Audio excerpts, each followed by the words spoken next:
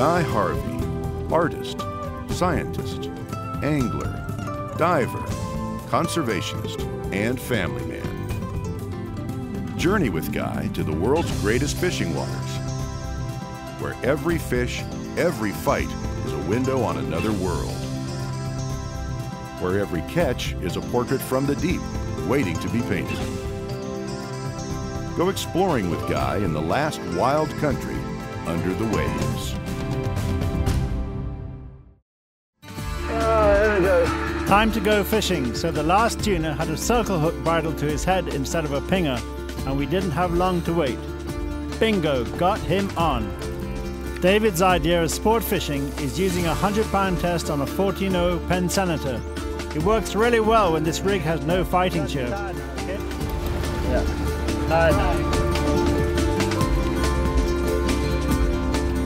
Ah, that's 225.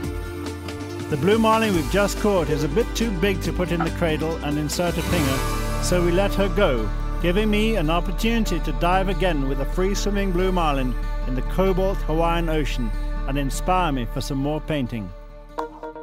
Back in southern Panama, I visited the Argentina's Marine Laboratory where yellowfins are studied in captivity. The director, Vern Scully, gave Bill Boyce and me a tour of the facility, including the 300,000-gallon tank in which they keep the breed stock of yellowfin tuna. These 120-pound fish are fed every day at 10 a.m. And by 2 p.m. they're pairing up and begin spawning, providing millions of fertilized eggs for scientists to study. These eggs hatch within 22 hours, allowing intensive study of the early life history and the growth rates of these baby tuna. The successful rearing of juvenile tuna from eggs could possibly lead to more successful attempts at farming tuna.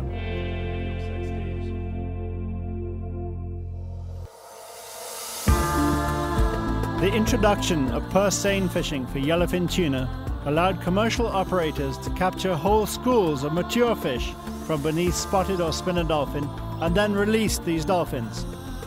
But public outcry about dolphin mortality initiated dolphin-safe fishing and closed purse seine fishing for tuna for a while, so operators switched to pursing for tunas under flotsam and fads.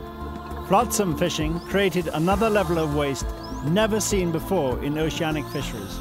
Apart from tunas being attracted to flotsam, so were thousands of tons of untargeted species such as mahi, wahoos, jacks, sharks, manta rays and billfish, as well as juvenile tuna and many species of juvenile reef fish. All perished in the nets.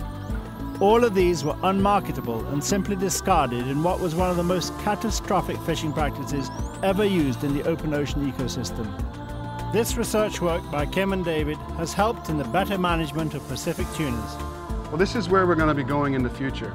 This is going to be a new generation of FAD, which not only will have the listening station to pick up the pings coming from the fish like we're doing at the moment, but this new FAD is going to have a sweeping 360-degree fish finder on it.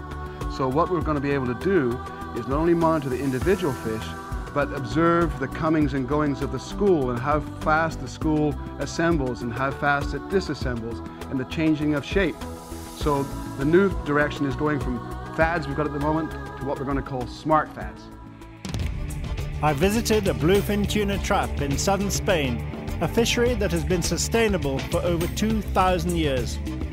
Started by the Phoenicians, continued by the Romans, then the Moors, and in modern days by the Spaniards, adult bluefins migrating into the Mediterranean from the Atlantic in May are caught in shore-based traps called almadraba. These are giants, tunas of more than 400 pounds, many of them 800 to 1,000 pounds. Bluefins have been caught like this all over the Med in many different countries for centuries, but only recently they've been systematically removed by purse seines, gill nets and longline fishing on an industrial basis throughout the Atlantic Ocean. This is unsustainable fishing pressure. The decline of the Atlantic bluefin tuna population has been so rapid, in spite of warnings from scientists like Dr. Barbara Block, that the species is now on the verge of collapse.